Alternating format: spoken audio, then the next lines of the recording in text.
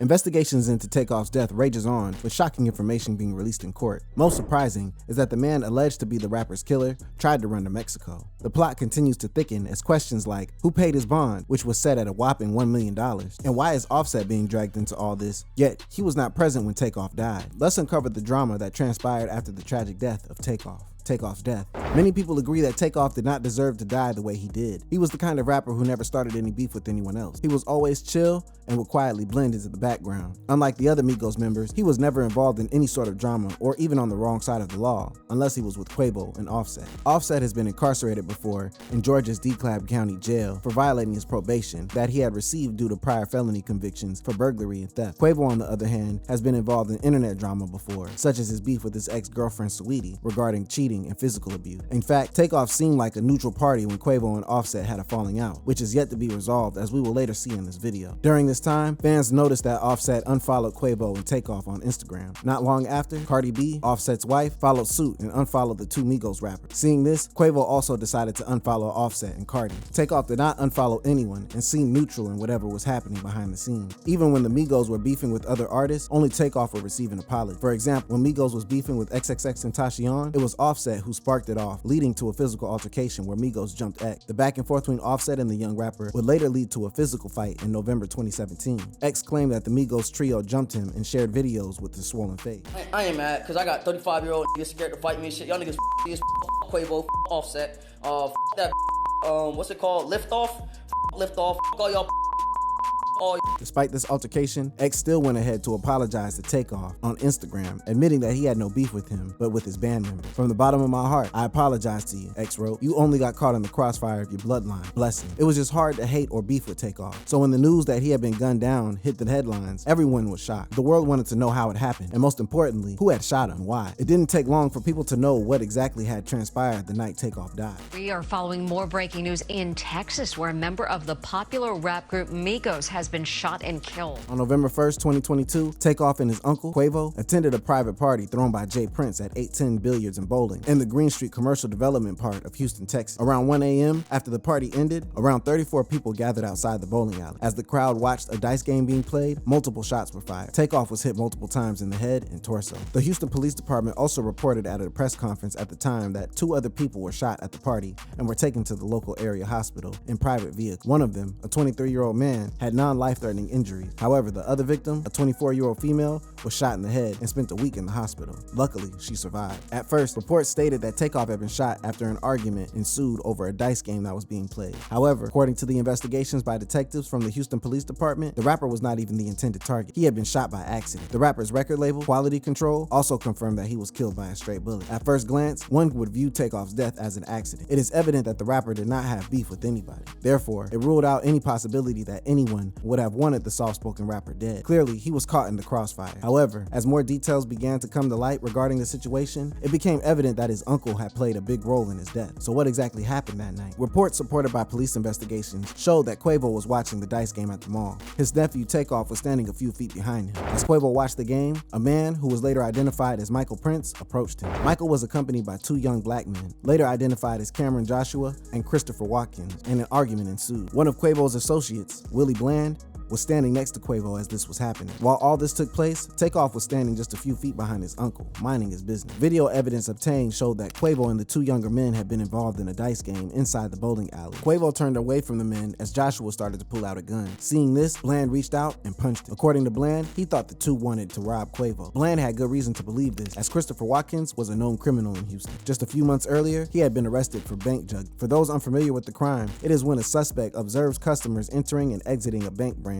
a bank drive-through, or an ATM. The suspect follows the customers they believe are in possession of large amounts of cash and look for opportunities to burglarize the customer's vehicle or rob them directly. As Bland tried to fend off Joshua and Watkins using his fist, Patrick Xavier Clark, popularly known as DJ Pat, witnessed these events from a distance. Reports show that Watkins is DJ Pat's brother, and when he saw someone getting physical with his brother, he took out his firearm and fired shots at Bland. A confused Bland also took out his firearm, believing that Joshua had let out shots at him and fired shots in his direction. Luckily, Bland's bullets went into the bowling alley and didn't hit anyone. Now, it is important to note that Takeoff was standing behind Quavo and Bland at this time, so the cops were quick to rule him out as the killer. That left the person who fired first as the rapper's killer. DJ Pat had missed his intended target and hit Takeoff. So how did the cops piece all this together? Well, the authorities obtained video footage showing DJ Pat discharging his firearm several times. He had a wine bottle in one hand and a gun in the other. He then fled on foot to the nearby House of Blues, where he was captured on CCTV. Here, DJ Pat set the bottle down. Surprisingly, he went back to the bowling alley with a semi-automatic handgun. Was he planning on shooting someone else? Why had he not put his weapon away? These questions are yet to be answered. Cops retrieved the wine bottle DJ Pat left near the House of Blues and were able to match his fingerprints with those on the bottle. Yesterday evening, we arrested Patrick Xavier Brown, 33 years old. He was charged with the murder of Takeoff. On December 1st, 2022, just 1 month after Takeoff's death, DJ Pat was arrested and charged with the murder of the rapper. Cameron Joshua was also arrested and charged with felony unlawful carry of a weapon. Impressively, cops were able to piece all this information together on their own, as no one at the crime scene was willing to cooperate, including Quavo, which was very suspicious since one would think he should tell the cops what happened to bring his nephew's killer to justice. DJ Pat was later taken to the Harris County Jail, and his bond was set at $2 million. What is interesting is that before DJ Pat was arrested, he was planning to flee to Mexico. According to the authorities, he had allegedly obtained an emergency passport and also bought tickets to Mexico just 2 days before he was arrested. Apart from the passport, he had also recently acquired a large amount of cash. All this seemed rather suspicious. Had he known that the cops were almost done putting the pieces of the puzzle together? Was he aware of his impending arrest? Why did he want a passport processed quickly? And why was he heading to Mexico of all the places? It is worth noting that most criminals in the US often flee to Mexico. One possible explanation is a common mistaken belief that the United States and Mexico do not have an extradition treaty. Under that assumption, any American felon who manages to step across the border would not have to worry about setting foot in prison ever again. However, Mexico does not equal freedom. In fact, they'll send you right back when you're caught. In fact, more than 2,000 criminals were captured in Mexico and returned to the US for persecution between 2003 and 2011. The only time when a criminal won't be sent back is when they're facing the death penalty. This is because Mexico and most other countries that do not support the death penalty won't extradite to a country that does have the death penalty unless the receiving country agrees to take death off the table for the person to be sent back. However, according to DJ Pat's lawyers, he was not trying to flee to Mexico. Apparently, the DJ had planned to go to Mexico way before all this happened and had even canceled his trip before his arrest. This was something that was already pre-planned and it was canceled before he was arrested. So I think it's important. He wasn't trying to go anywhere, DJ Pat's attorney said. DJ Pat also asked the judge for $5,000 to go towards hiring a private investigator in his defense. He claimed that he was poor and his family had exhausted all finances to pay for his attorney, who had already agreed to reduce his rate substantially. Luckily, the judge reviewed his bond and reduced it to $1 million. The original bail was set at $2 million, but the defense attorneys for DJ Pat argued that the amount was unconstitutional because he could not afford it. After reducing the amount by 50%, DJ Pat's attorney still felt that the amount was too much for the suspect and wanted it reduced to $300,000, which was denied. According to the judge, DJ Pat had assured him in a jail phone call that he would be able to pay the bond at $1 million price tag and that there were bond companies that would help in securing it. The judge told the attorneys that they could file an appeal where he may reduce the amount in a later date. This is where the plot thickens. The man who had claimed to be poor had asked the judge for $5,000 to hire a private investigator and had claimed that his family had exhausted all finances to pay for his attorney, was able to post bond, and was released from jail. So how exactly was he able to post his $1 million bond? It's important to note that DJ Pat worked as a strip club promoter. Therefore, $1 million did not look like money he could have. Most people suspected that the founder and CEO of Houston-based streetwear Mob Ties, J. Prince Jr., had paid DJ Pat's bond. J. Prince Jr. is a controversial heavyweight in Houston's hip-hop circles. His family's involvement in the whole case led to people also suspecting that they might have a role in Takeoff's death. Mob Ties and Offset drama. Why is there widespread speculation that the Mob Ties family was intentionally involved in Takeoff's death? Why do people widely believe that DJ Pat's bond was paid by the family? The answer lies in their actions the day Takeoff died, after DJ Pat was arrested, and after the suspect was released. Let us break it down. First, it's important to break down the relationship between Mob Ties, DJ Pat, and the Migos. Mob Ties, which stands for Movement of Business Together in Elevated Structure, is a Houston-based streetwear brand founded by J. Prince Jr., who is also the CEO. His father, James Prince, is a music mogul who founded the label Rap-A-Lot Records in the 1980s. That night, the two Migos members were attending the birthday party of J. Prince Jr.'s brother, Jazz Prince. J. Prince Jr. was also present at the party. It should be noted that apart from operating as a clothing brand, Mob Ties is known for providing security for hip-hop hip-hop artists when they come to Houston. However, there have been numerous claims that artists feel pressured into dealing with mob ties. Visiting artists are advised to check in with mob ties as a way to ensure their safety during their visit. This is where things start to get a little crazy. You see, many reports suggest that DJ Pat is part of mob ties. Sources show that DJ Pat has been photographed wearing mob ties gear, such as hoodies. He has also been photographed with J. Prince Sr. and J. Prince Jr. J. Prince Jr. has also been spotted in the club where DJ Pat works as a promoter. He also follows DJ Pat on Instagram. If this is the case, why were people affiliated to mob ties arguing with the rap artist they were supposed to be protecting? Remember, one of the men who confronted Quavo was DJ Pat's brother. And if DJ Pat was part of mob ties, there is a high chance that his brother is also affiliated with them. Was mob ties protecting the Migos, given that they were guests of J. Prince family? Then why would mob ties affiliates exchange words with Quavo over a dice game? What is even more crazy about the situation is that another rapper, Duke the Jeweler, was killed in Houston. According to eyewitnesses, two men exited a black GMC truck and approached Duke before shooting him and taking off with his belongings. The rapper was in the company of none other than J. Prince Jr., where Duke had won $100,000 in a dice game. Was it a coincidence that he was killed under circumstances that resembled Takeoff's death? How come both rappers died while in Houston, where mob ties was supposed to be to offer protection and in the presence of the top dog of the organization? From a dice game to J. Prince Jr.'s presence, hip-hop fans were starting to connect the dots. What was even more scary was that J. Prince had been accused by fans of walking past Takeoff's dead body while Quavo was asking for help. J. Prince was forced to go on the podcast to try to clear his son's name. During an appearance on the Giving Them the Business podcast, he explained that the viral clip of his son walking by Takeoff was merely a small glimpse at what was really going on. According to him, his son was with Takeoff the whole time and had gone to the restroom to wash off blood from his hands.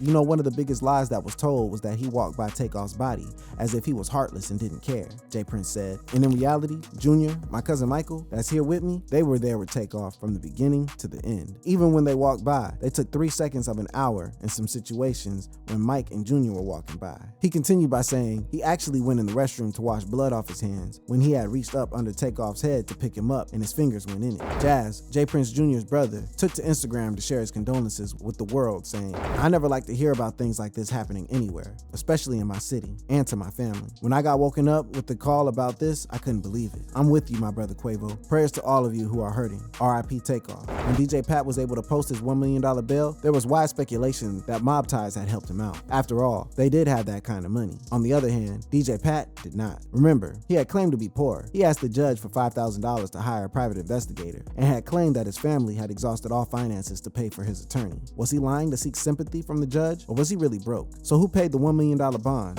According to a statement released by his lawyers, neither Patrick nor his family posted the bond in this case. A concerned citizen and family friend who believes in Patrick's innocence posted the bond on his behalf. Since DJ Pat seemed to be part of mob ties, was it possible that he helped get their man out of jail? If so, why would he help Takeoff's alleged killer? Did DJ Pat have damning information against him that would push him to pay such an amount for him to be released? Was the Prince family trying to cover their tracks? If they had actually helped DJ Pat with his bond, were they really concerned with getting justice for Takeoff? These and many more questions remain unanswered, as speculation about their involvement in Takeoff's death grew. With pressure mounting on the Prince family, J. Prince continued appearing on popular podcasts to clear the family's name of any wrongdoing. And this is where he changed tactics. Out of nowhere, he started putting blame on Offset, who was not even present when Takeoff died. This led to a back and forth between the pair over the internet, with J. Prince even threatening Offset. In an episode of the $1 Million Worth of Game podcast, J. Prince boldly called out Offset for not supporting Takeoff while he was still alive. But this Offset dude, I ain't gonna leave him out. You know, I'm just real like this, you know, because, you know, niggas be throwing rocks and hiding their hand, right? They be throwing rocks and hiding their hand. And I don't like them kind of individuals. He went ahead and revealed why he had an issue with Offset. You know, one can dance and different things in front of these different cameras and all that kind of shit. And when reality, the truth of the matter is, you know, nigga, you wasn't really right there with Takeoff when he was alive. J. Prince ended his statement by threatening Offset. Don't never put me in no position where, you know, I have to defend myself. You know what I mean? That wouldn't be healthy for you. It's safe to say that most people saw through J. Prince's antics of trying to deflect to Offset, who was not even present that day. The video was heavily ratioed on YouTube, with fans not pleased with his actions. One fan commented on the interview saying, "They really did an interview to speak in parables and send threats to the surviving family members of a person that got killed on their watch." This family is nuts. Offset, seemingly upset by Jay Prince's statement, took to Instagram to respond. The rapper seemed to be fed up with Jay Prince speaking about him and his late cousin, and said that he didn't know him from a can of paint. Hey, first off, y'all speaking on my real brother. I don't know what y'all got, what the got going on. Y'all speaking on my real brother. How dare one of y'all even speak on me and Tate relationship? I don't know you just from a can of paint. Y'all niggas don't know how me and my brother rock, nigga. Jay Prince also took to Instagram to clap back at the rapper in an audio. Most notably, he threatened Offset again. There's consequences when you me. I don't have no heart for no snake, and I will give you what you ask for. The caption to the post read, a message to the man that's off. To those of you who still live on principles over emotions that know and respect me, it's all good. I don't care about the media. They eat shit for a living. We live on different planets and breathe different air, if you know what I mean. I only display loyalty and friendship to my brothers and sisters until they show me they're unworthy. Never been a bully or lived a life where I abused my power on the weak. No matter what you heard, it's cap. I'm glad I'm not one of those individuals that my family has to hold their head down when my name is mentioned. So excuse me while I deal with these clowns. Offset had the last word on the beef after he took to Twitter to accuse Jay Prince of transforming from a street OG to a cop. Street turned cop, never needed you for no smoke. You the police, all mouth, with no proof, just fairy tales. Let this be the last time we speak on this. Migos Fallout. The Migos seem to have broken up completely after Takeoff's death. However, people thought that the tragic incident would bring the feuding family members back together and go back to making music together. This has not been the case. Interestingly, Quavo and Offset have had their differences, even before Takeoff's death. So what caused bad blood between the two rappers? The Migos, like, they broke up, man. What y'all think about that Migos shit? It was over a bitch. Wait, what he said? He said it was over a bitch. What? It was over a bitch. Always over. You know. Oh my God. What girl was it over? Cardi? I don't know. It's always over. Niggas get killed by the niggas break up by. This was the popular We in Miami podcast discussing the controversy in one of their episodes with Travis Porter, revealing that the Migos had split over a woman. A rumor had started in the hip-hop world that the animosity between Offset and Quavo was because Offset had a fling with Saweetie, Quavo's ex. It is an unspoken rule that forbids guys from hooking up with their close friends' ex-girlfriends. If this was true, one could understand why Quavo was upset. Although many people believe that it was nothing but a rumor, some believe that something was up. After all, there's always some truth behind every rumor. The rumor gained legitimacy after Takeoff and Quavo released Messy. In the track, Quavo's lyrics seemed to allude to the rumor being true, as fans speculated that he was taking shots at Saweetie. I said, Carisha, please, cause she too messy. Bitch fuck my dog behind my back, but I ain't stressing. You want the gang? You should've just said it. We would've blessed it. Now shit got messy, Quavo raps. First, Quavo seemed to reference Saweetie's appearance on Young Miami's podcast, Carisha Please. He then goes ahead and reveals that he had been sleeping with his friend behind his back, and now the situation is messy. To many fans, Quavo just detailed the current situation in the Migos. Events that had taken place among the three rappers before the record was released were indeed messy. It all started when Offset tweeted, I perform better when I get counted out. Although fans did not read too much into the tweet, all was not well behind the scenes. A few days later, Quavo and Offset posted a video on Instagram where they recreated a picture of them when they were kids. As fans would later come to know, the pair were promoting their project under the stage names Unk and Few. The duo then released their hit single Hotel Lobby a few days later, as fans could no longer ignore Offset's absence in the song or even the video. It was around this time that Instagram drama started, as fans noticed that Offset had unfollowed Quavo and Takeoff. Not long after, Cardi B unfollowed the two Migos rappers. Quavo then unfollowed Offset and Cardi, while Takeoff refused to be dragged into the drama as he did not unfollow anyone and remained neutral. It seems like whatever was happening was between Quavo and Offset, which further fueled the rumors about Saweetie and Offset. While a section of fans questioned whether the group was chasing clout to promote their upcoming projects, reality soon set in after the band started canceling prestigious shows. We all know that artists make most of their money from going on tour or performing at shows and festivals. Well, artists rarely forego lucrative money-making opportunities. In this case, the Migos canceled their performance at the Governor's Ball. Due to circumstances outside our control, Migos are no longer performing at Gov Ball, the statement from the festival organizers read. The label rep for Migos revealed that the reason the group was no longer performing at the Governor's Ball was because Quavo was busy filming a movie, and they couldn't work around the schedule conflict. This was never confirmed. However, fans were more than convinced that the group had experienced a falling out. The final nail in the Migos coffin came in the form of a podcast appearance where Quavo and Takeoff laid all rumors to rest. They had broken up and they were looking to move forward as the duo Unk and Few. In an interview with Big Facts podcast, the two were asked why they had released the album Only Built for Infinity Links without Offset. I just feel like we want to see our career as a duo, you know what I'm saying?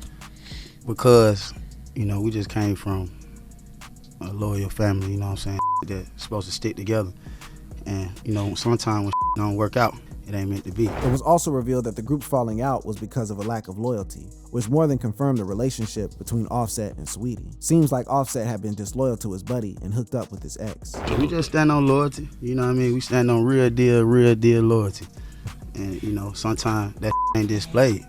And this ain't got nothing to do with no label, no paperwork, no QC, no nothing. This got something to do with the three brothers, and that is what it is. Right now, we gonna be the duo till time tell. Things would get messier after Takeoff's death, an incident that many had hoped would unite Quavo and Offset. A few days before the 65th Annual Grammy Awards in Los Angeles, the organizers of the prestigious event announced that Quavo would be performing in honor of Takeoff. All eyes would be on the Migos member, since it would be his first performance since the tragic murder happened a few months earlier.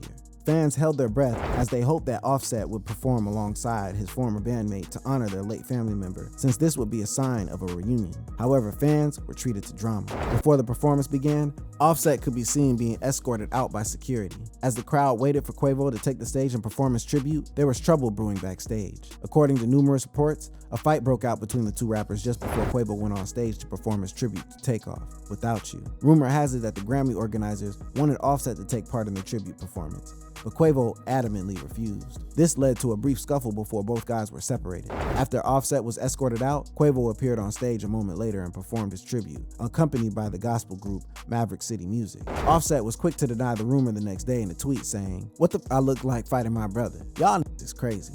However, footage released by Entertainment News showed a different picture. Although the scuffle was not caught on camera, Cardi could be heard reprimanding the pair and telling them that they are both wrong. Both of y'all wrong! Both of y'all! This is not right! On the other hand, Offset is yet to release a musical tribute for Takeoff. He may be taking a long time to do so because of an ongoing legal issue with his label, Quality Control Music, QC. In a Twitter post, Offset wrote, "Never thought life would be this fucked up. Hashtag long live Take. I can't drop music also." Cardi came to Offset's rescue saying, "Offset bought himself out of his QC deal after they didn't want to renegotiate his contract. I'm tired of people trying to make Offset look like the bad guy. Enough is enough." This was true since even throughout the Migos breakup, he had been seen as the cause of all of it. Although he has not released music to honor Takeoff, he recently got a new tattoo of the late rapper on his entire back. He took to Instagram to share his latest tribute to his late cousin with the caption, "Love you for life," and after. Rumors soon started spreading that Quavo was hating on Offset's new tattoo. Speculation was that Quavo had made a comment about the tattoo in an Instagram post. According to fans,